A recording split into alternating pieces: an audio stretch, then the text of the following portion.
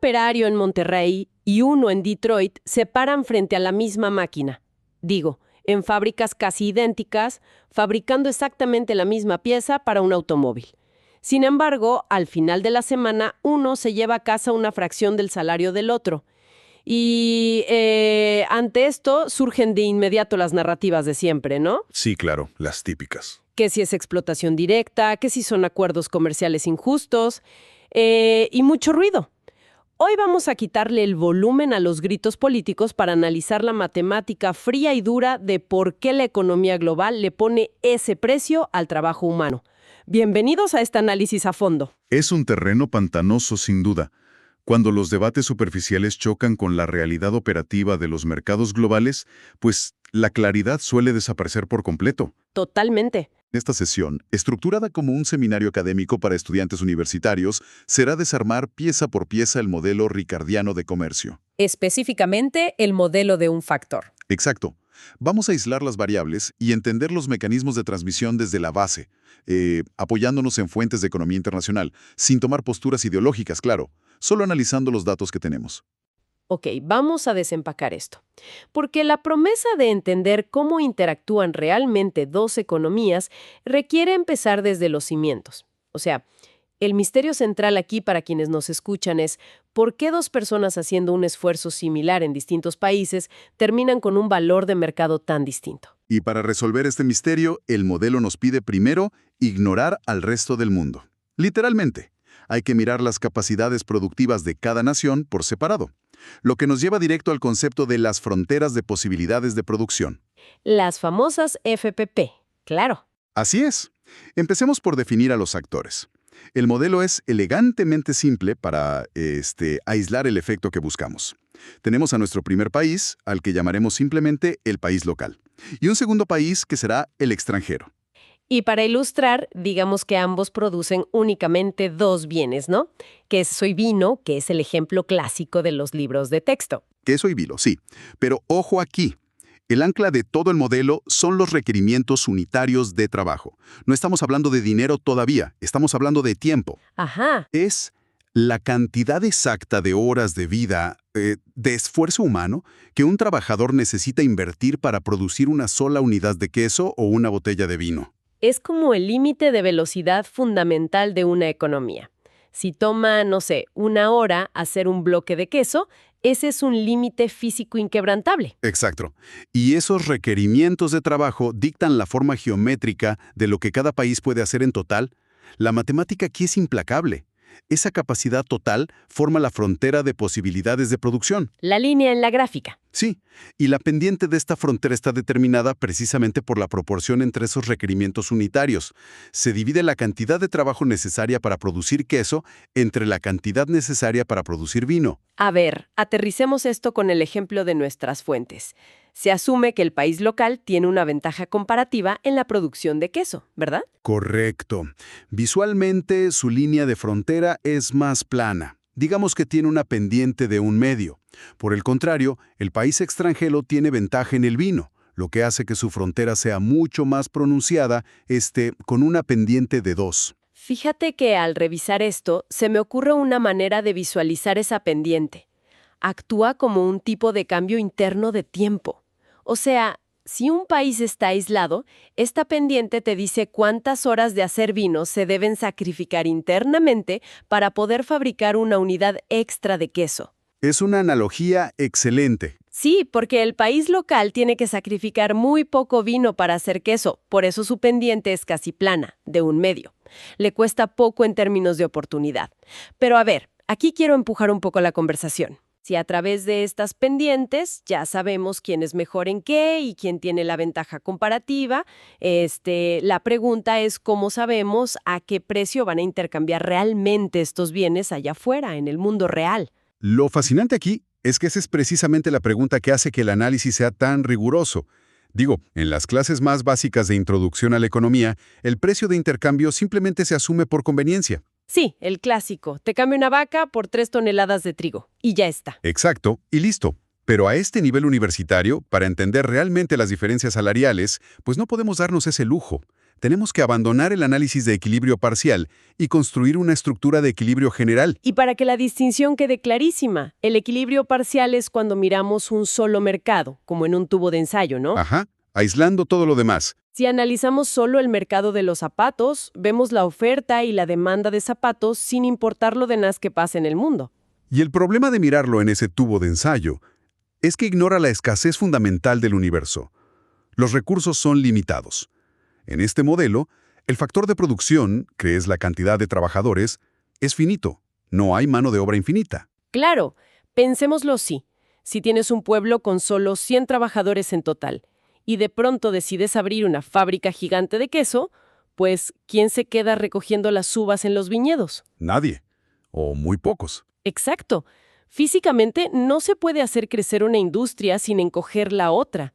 Están conectadas por el mismo hilo de recursos humanos.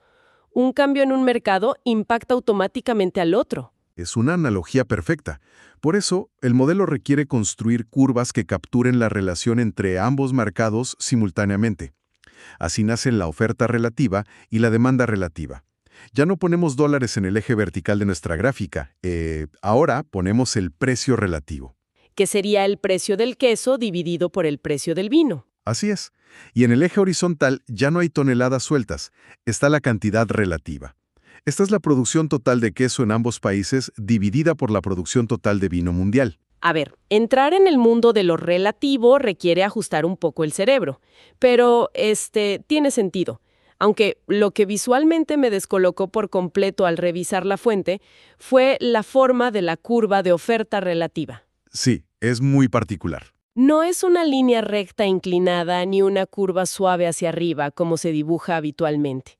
Tiene forma de escalera, o sea, es escalonada. A ver, frena un segundo aquí.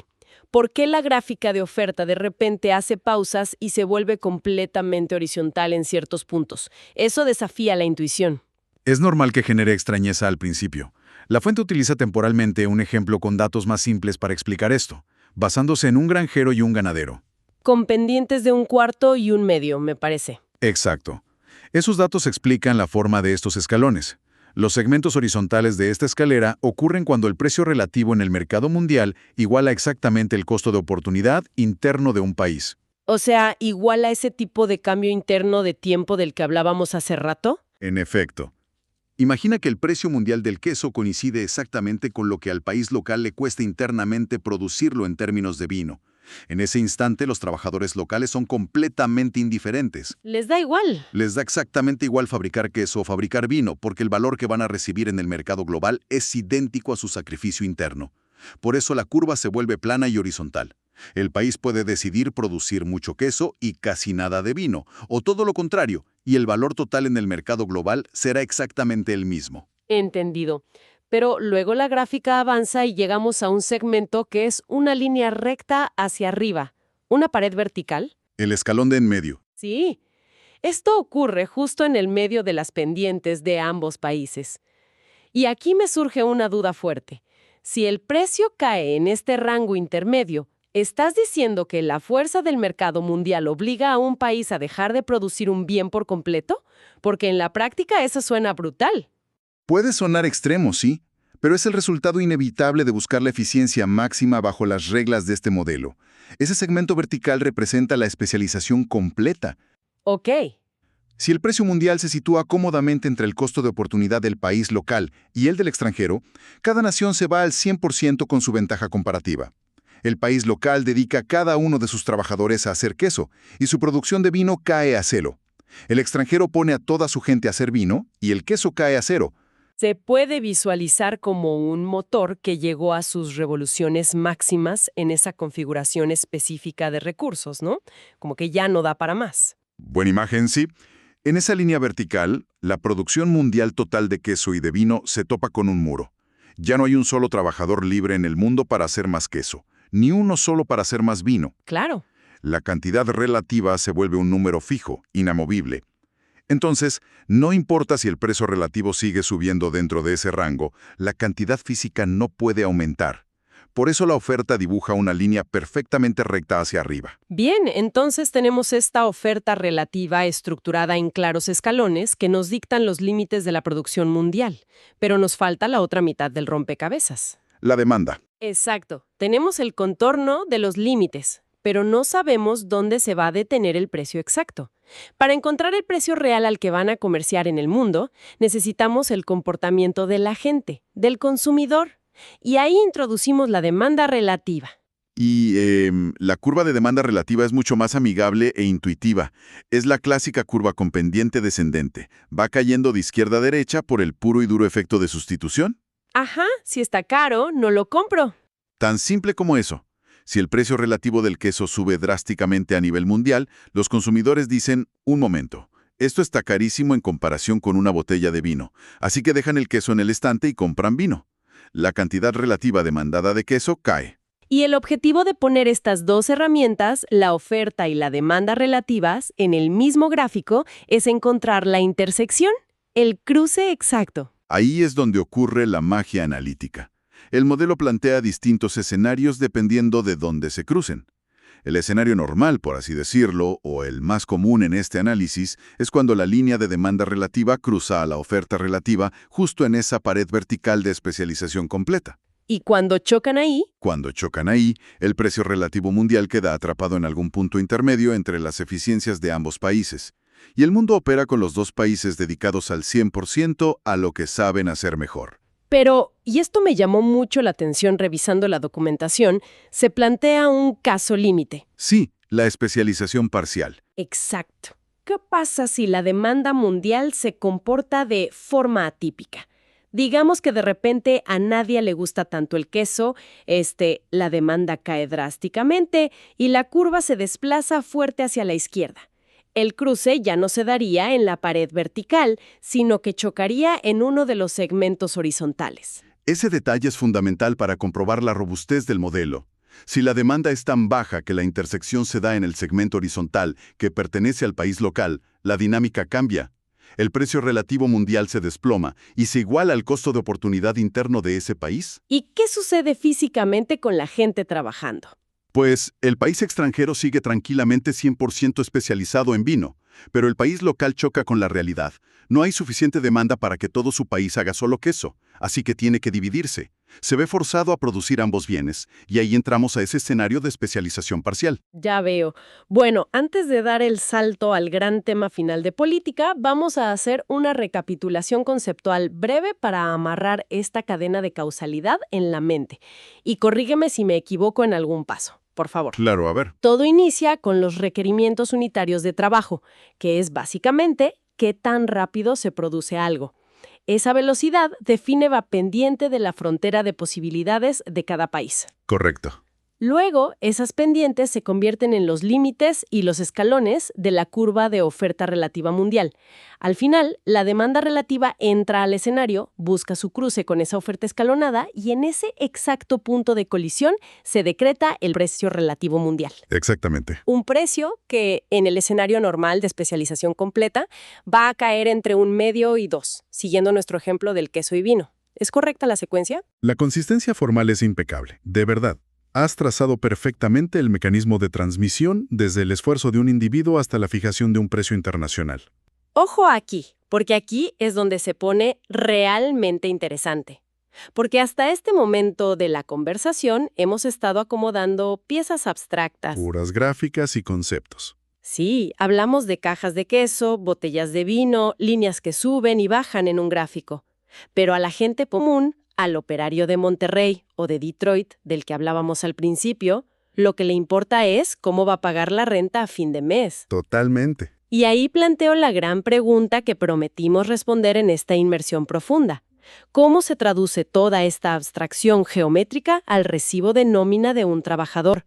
O sea, ¿cómo pasamos de los precios de las cosas a los salarios humanos contantes y sonantes? Esta transición es el núcleo del análisis de política económica. El precio relativo mundial que el mercado acaba de determinar no se queda flotando en el aire. Es el dictador directo del valor del trabajo en cada país. Es lo que fija el sueldo. Sí, para entender el mecanismo de transmisión, la fuente aporta un ejercicio numérico de gran rigor. Vamos a aplicarlo paso a paso para que quede claro. Perfecto. Hagamos de cuenta que el mercado mundial determinó, después de cruzar la oferta y la demanda, que el precio de un bloque de queso es de $12 y el precio de una botella de vino también es de $12. Bien. Esto significa que el precio relativo es 1, porque 12 dividido entre 12 es 1. Ese número cae perfectamente en el rango necesario de nuestras pendientes. El modelo se sostiene con ese número. Ahora, pongamos la lupa sobre el trabajador del país local. Las reglas del modelo nos dicen que este país se especializa en queso. Por sus requerimientos unitarios de trabajo originales, sabemos que a este operario le toma exactamente 1 hora de su vida hacer un bloque de queso. Ajá, ¿1 hora? Si ese queso vale $12 en el mercado mundial, la conclusión matemática es directa. El valor que ese individuo genera en 60 minutos es de $12. El mercado mundial dicta su salario a través del precio del bien. Por lo tanto, gana $12 por hora. Es una cadena causal inquebrantable. $12 la hora simplemente porque la caja que empacó en esa hora de su vida vale $12 afuera. Así de crudo. Ok, ahora crucemos la frontera hacia el trabajador en el país extranjero.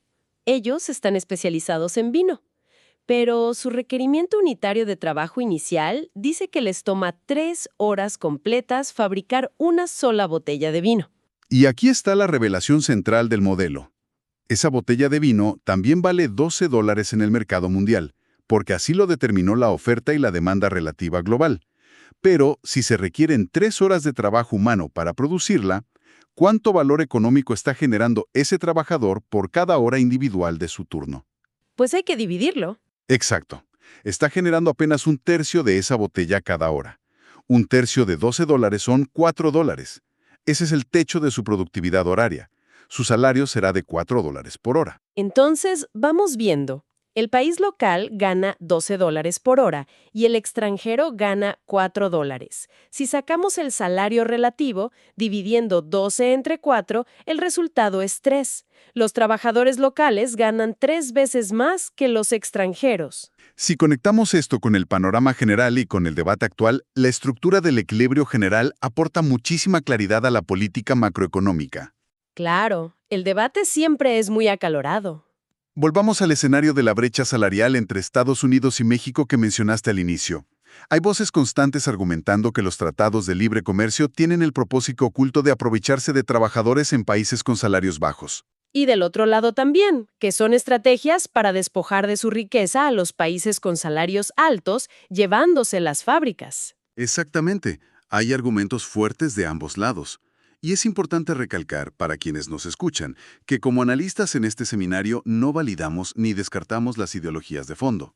Nosotros no tomamos partido. Nosotros solo vemos la mecánica. Pero lo que la mecánica de este modelo económico demuestra, sin ningún sesgo emocional o político, es que los salarios relativos son un reflejo crudo y directo de las diferencias subyacentes en la productividad laboral estática de cada país. Entonces, ¿qué significa todo esto?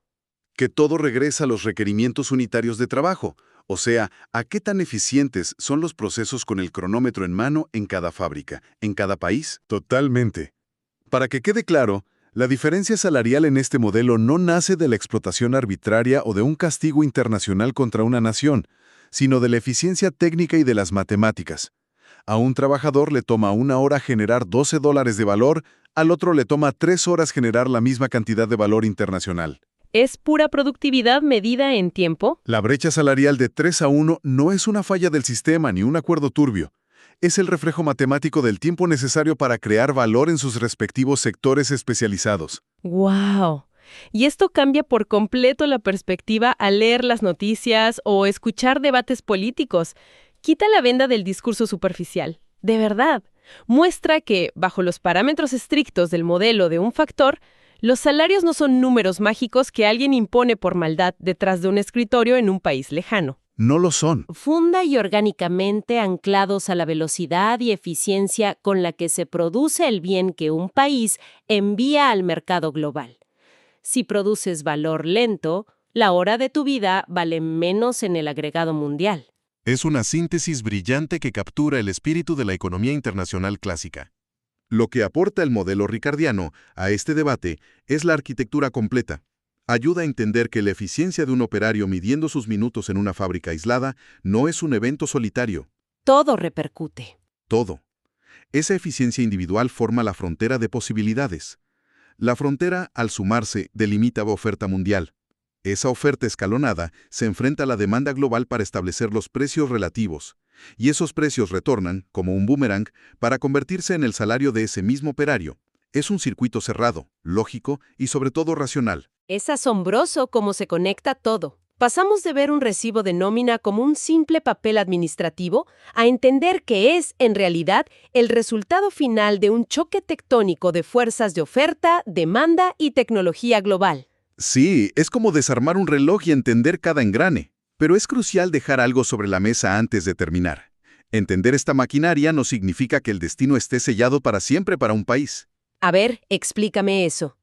Esto plantea una pregunta importante, especialmente para los estudiantes que analizan el futuro de las economías. Si aceptamos que, en este modelo, los salarios relativos están perfectamente atados a la productividad laboral estática, es fascinante observar qué sucedería con el equilibrio del poder y la riqueza global si ocurriera un choque externo. Como un cambio tecnológico brutal. Exacto. Imagina que la inteligencia artificial o un salto tecnológico masivo cambiara radicalmente el requerimiento unitario de trabajo de una sola nación de la noche a la mañana, reduciendo el tiempo de horas a minutos. Híjole, pues rompería el cronómetro por completo. Cambiaría la pendiente de la frontera de posibilidades, reescribiría los escalones de la oferta relativa y, por ende, alteraría los salarios del mundo entero en un instante.